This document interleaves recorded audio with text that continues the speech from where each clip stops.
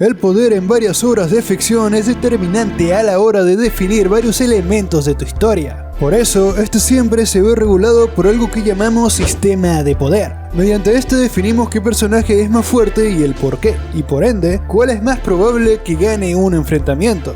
Es por eso que muchos animes y series han propuesto cada uno un sistema de poder para justificar la fuerza individual de cada personaje, principalmente los animes Neketsu, cuyo plot principal es ver cómo el protagonista se va haciendo más fuerte tras cada combate. Y en todas las obras de ficción que he consumido que tienen un sistema de poder, generalmente la fuerza de un personaje suele depender de 3 factores: el conocimiento, el entrenamiento y la herencia. Y la mayoría de los sistemas de poder suelen enfocarse en uno de estos atributos. Hoy vamos a hablar de 3 sistemas de poder que se enfocan en la herencia. Con herencia me refiero a, naturalmente, poderes que un personaje suele tener gracias a su genética. Pero también me refiero a poderes y habilidades que se otorgan a un personaje solamente por estar en el lugar adecuado y en el momento adecuadamente. Es decir, personajes que suelen tener esos poderes más por azares del destino que por alguna otra razón. Esta vez te voy a hablar de 3 sistemas de poder que, según mi perspectiva, encajan dentro de esta categoría: el chakra de Naruto, los poderes gema de Steven Universe y los Kagune de Tokyo Ghoul. Según el universo de Naruto, el chakra es una combinación de la energía física y la energía espiritual del usuario. Los ninjas manejan esta energía interna y la manifiestan en forma de jutsus. Y la primera barrera es que no todas las personas son capaces de utilizar el chakra. Todos lo tienen, pero no todas las personas son capaces de moldearlo para utilizar técnicas shinobi. Pero incluso dentro de las personas que son capaces de utilizar el ninjutsu hay barreras de que tanto se pueden desarrollar dependiendo del clan en el que naces. Y la primera barrera son las reservas de chakra, atributo que depende de tu propia genética, pues hay clanes que tienen en promedio más reserva de chakra que otros, destacando principalmente los clanes Uzumaki y Senju. Aunque hay individuos que, a pesar de no pertenecer a ningún clan conocido, tenían reservas envidiables de chakra, como es el caso de Kisame. Aunque independientemente de esto, sigue siendo una ventaja que dichos usuarios tienen de nacimiento. Y esta ventaja afecta principalmente a la cantidad de técnicas que puedas usar en un solo combate y tu resistencia dentro del mismo. Pero el tener grandes cantidades de chakra no solo te permite durar más, sino que además te abre las puertas para que puedas dominar tipos de ninjutsu más poderosos. Para no irnos demasiado lejos, el jutsu multiclones de sombra que Naruto spamea cada que puede es una técnica que consume grandes cantidades de chakra. Otro ejemplo es el modo sabio, el cual, para aprenderlo, es estrictamente necesario que tengas reservas bastante privilegiadas de chakra. De ahí el por qué muy pocos ninjas pueden usarlo. Y también está el Serechinchoriki. Si bien no es estrictamente necesario tener grandes cantidades de chakra para hacer uno, el que las tengas sí te facilita bastante que pueda hacerlo. De ahí el por qué los Chinchorikis de Kurama siempre fueron miembros del clan Uzumaki. Pero incluso si tienes cantidades absurdas de chakra, hay poderes especiales que solo puedes usar si naces con ellos, los denominados Kekkei Genkai, habilidades específicas que son exclusivas de un determinado clan. Y aquí voy a hacer un paréntesis porque como tal no estoy seguro si son Kekkei Genkai, pero quería mencionar las habilidades del clan Nara, Yamanaka y Akimichi, ya que son habilidades que solo hemos visto a miembros de sus respectivos clanes usar a lo largo de la obra. No estoy seguro si es por genética o si el conocimiento de estas técnicas está resguardado como secreto de estado, pero ahí están. Pero hablando de los Kekkei Genkai más comunes dentro del mundo de Naruto, tenemos que destacar a los Kekkei Genkai elementales. Para entender esto es necesario saber que cada ninja nace con una naturaleza de chakra específica. Estas naturalezas son algo así como elementos, de modo que un ninja con naturaleza de chakra de agua puede usar ninjutsu de agua. Estas naturalezas son, como podéis haber adivinado, de nacimiento, pues las heredan de sus padres. Cada shinobi nace con una naturaleza específica como mínimo, así como escuchaste, como mínimo. pues hay shinobis que nacen con 2 o más naturalezas de chakra, y esto no solo les permite usar 2 tipos de jutsu, sino que además pueden combinarlos y usar un elemento que surge como combinación de los que ya tienen. Como ejemplo están las técnicas de hielo de Haku, siendo una mezcla entre viento y agua, el control de la arena de Gaara, siendo una mezcla entre viento y tierra, y por lejos el más roto de todos, la madera de Hashirama, que se forma a partir de la tierra y el agua. Y como si fuera poco, están ninjas como Unoki que tienen no 2, sino 3 naturalezas de chakra. Este viejo decrépito tiene el viento, la tierra y el fuego, y al combinarlos crea una técnica capaz de desintegrar cualquier cosa a nivel atómico. Y finalmente, los que pienso yo son los Kekkei Genkai más rotos de toda la obra, el Byakugan, la técnica que usa el clan Kaguya, y por lejos el más infame de todos, el Sharingan. Empezando por el Byakugan, que les permite a sus portadores tener acceso a muchas habilidades que en las primeras etapas del manga estaban demasiado rotas. Visión de rayos X, Taijutsu mejorado, una especie de Rasengan gigante, vista de 360 grados y un telescopio en el ojo. En cambio, el Kekkei Genkai del clan Kaguya, la famosa técnica de Kimimaro, convierte tu sistema óseo en una armadura impenetrable y te permite usar tus propios huesos como un arma, siendo uno de los 20 counters que tiene el Taijutsu. Y finalmente llegó la hora de hablar de la técnica de sucesión sanguínea por excelencia, el Sharingan. El Sharingan de 3 aspas, también conocido como el Sharingan base, ya de por sí está rotísimo, permitiéndote ver todo en cámara lenta, lo cual te da más capacidad de reacción en el combate cuerpo a cuerpo, pero también te permite copiar movimientos, desde el Taijutsu de Lee hasta el ninjutsu de Zabuza. Con el Sharingan puedes copiar literalmente cualquier cosa que no sea otro Kekkei Genkai, pero todo esto se va al carajo cuando despiertas el Mangekyo Sharingan. Para empezar, todo Uchiha que despierte esta vaina consigue automáticamente un espíritu de chakra gigante llamado Susanoo. Esta cosa no solo es una defensa impenetrable que defiende a su portador, sino que además es capaz de atacar, y al ser gigante tiene un rango enorme. Sumado a que algunas de estas cosas pueden atacar a distancia, como el de Sasuke.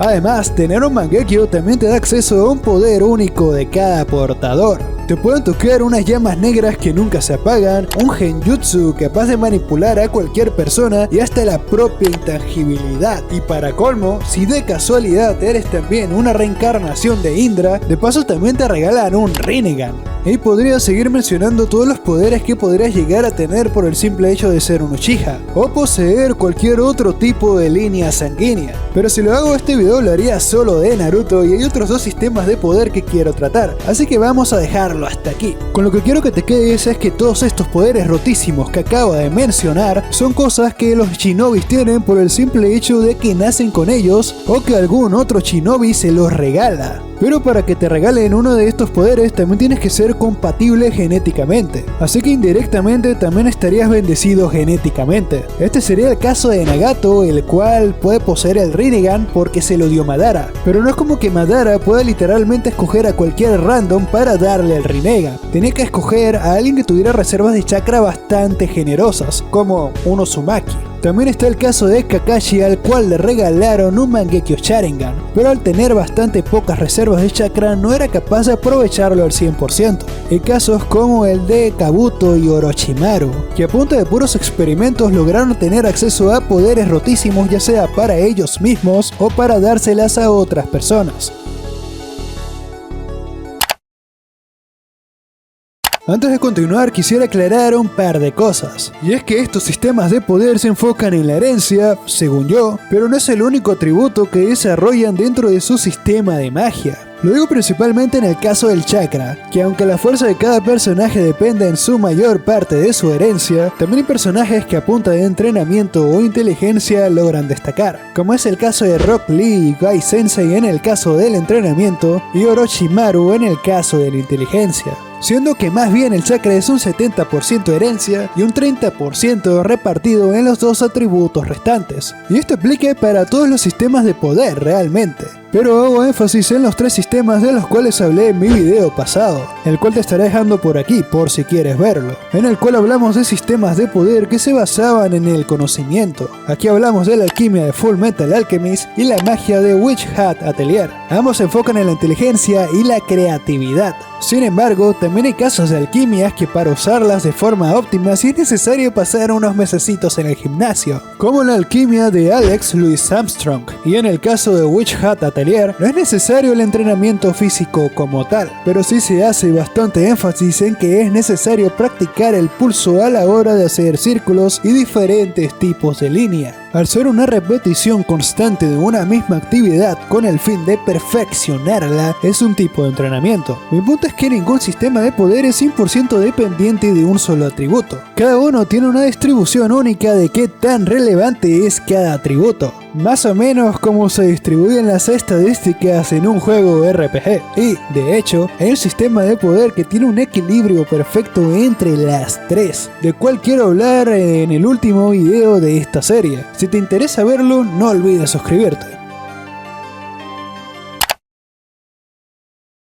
En el universo de Steven Universe, cada gema es creada con un propósito: la expansión del gran imperio gema. Es por eso que cada gema nace para desempeñar una función muy específica dentro del imperio, y asimismo vienen programadas no solo con objetivos fijos, sino además con habilidades específicas para cumplir dichos objetivos. De ahí el por qué existe una gran variedad de gemas con gran variedad de habilidades, algunas con funciones meramente estratégicas como las zafiros, las cuales pueden ver varios futuros posibles, o el caso de las rubíes, cuya función es la de ser guardaespaldas. Como consecuencia son creadas con bastante fuerza física, pero si hablamos de fuerza física, creo que por excelencia tendríamos que mencionar a las cuarzos, de las cuales fueron diseñadas específicamente para el combate. Pero un tipo de gema que pienso está particularmente roto son las lapislázuli, pues una de ellas con su gema rota fue capaz de controlar toda el agua de un planeta entero. La brecha de poder en Steven Universe es tan grande que fueron necesarias 4 gemas fusionadas para igualar el poder de solamente 2, aunque estas últimas también estaban fusionadas. Y ese es otro punto interesante,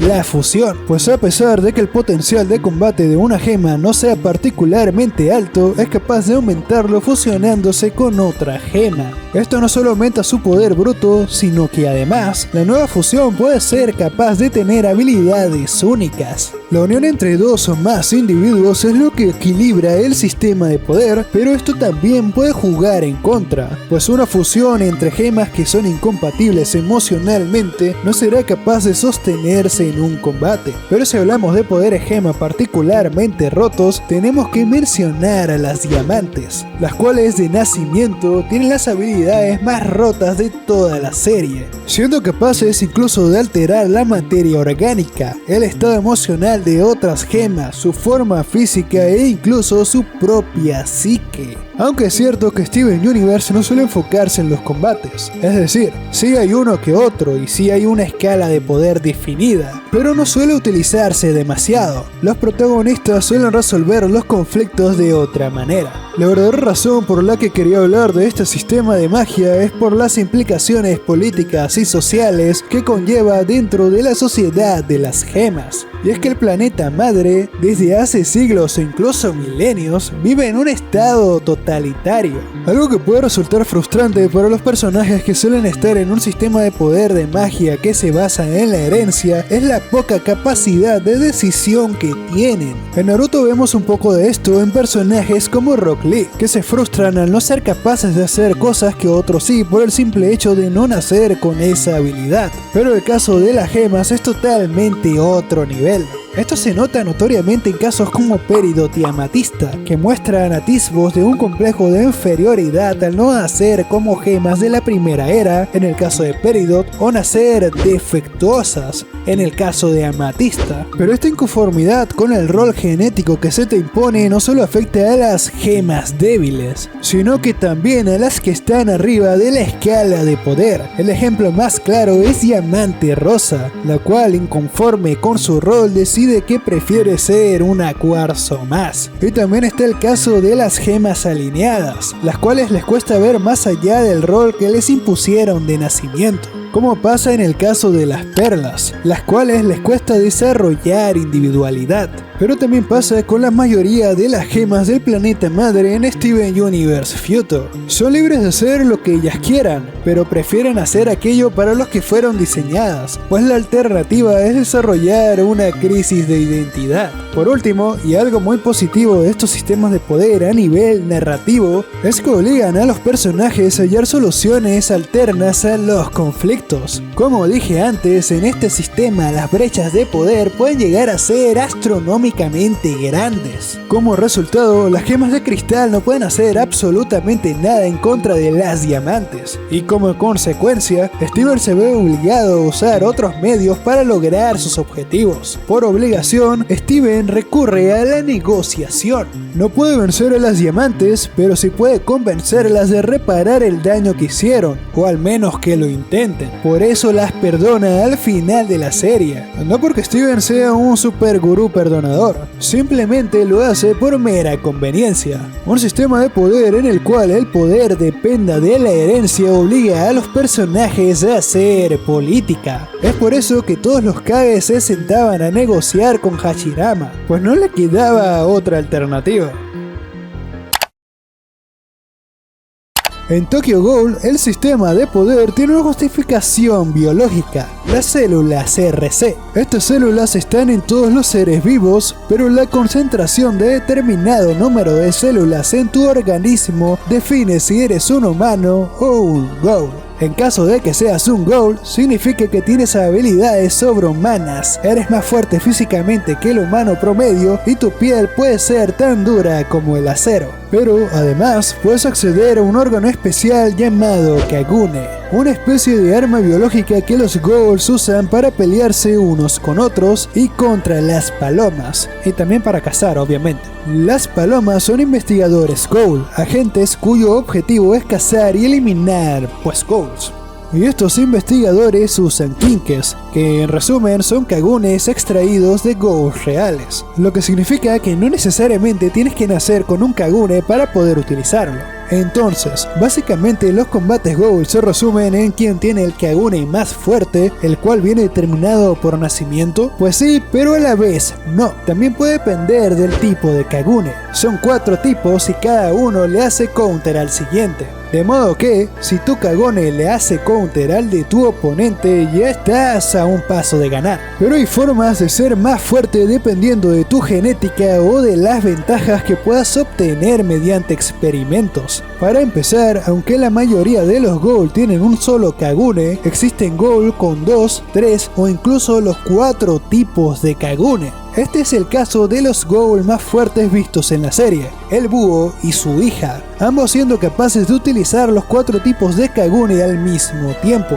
Pero otro caso interesante es que en esta obra puedes conseguir poder mediante tratamientos médicos, como es el caso del protagonista, el cual empieza como un humano normal, pero termina convirtiéndose en Ghoul gracias a un trasplante de órganos. Kaneki se convierte en un Ghoul de un ojo, o lo que es lo mismo, un híbrido de humano y Ghoul. Según la serie, este tipo específico de Ghouls son más fuertes que los Ghouls comunes. A lo largo de la obra vamos conociendo más Ghouls de este estilo, sin embargo, la ciencia médica logra algo más impresionante.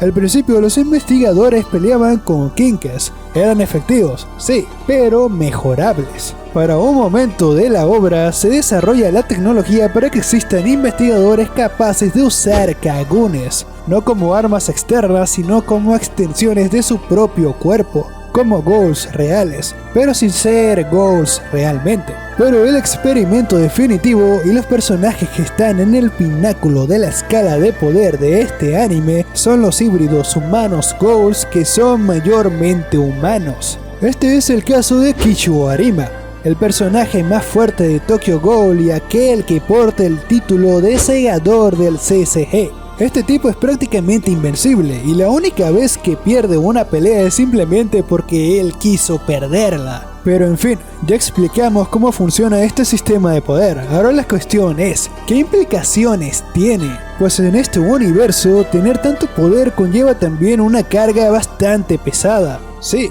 los Ghouls son más fuertes que el humano promedio, pero ¿de qué les sirve eso si son incapaces de vivir en sociedad como muchos de ellos les gustaría? Tokyo Ghoul nos enseña cómo un gran poder puede conllevar una gran depresión. Esto también lo vemos en Arima, el cual fue criado como una máquina de guerra contra los Ghouls, pero en el fondo él quería vivir otro tipo de vida.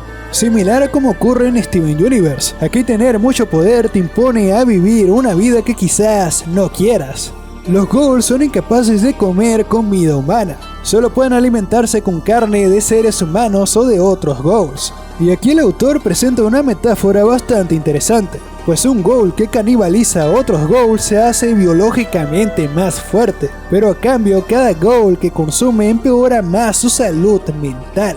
Y esto a nivel social también tiene consecuencias, pues la sociedad no ve a los Ghoul como personas a pesar de que lo sean. En parte por el hecho de que comen carne humana, pero también por el hecho de ser distintos. Similar a la discriminación que sufren los X-Men, o a la discriminación que sufría Naruto por el simple hecho de ser un Jinchuriki.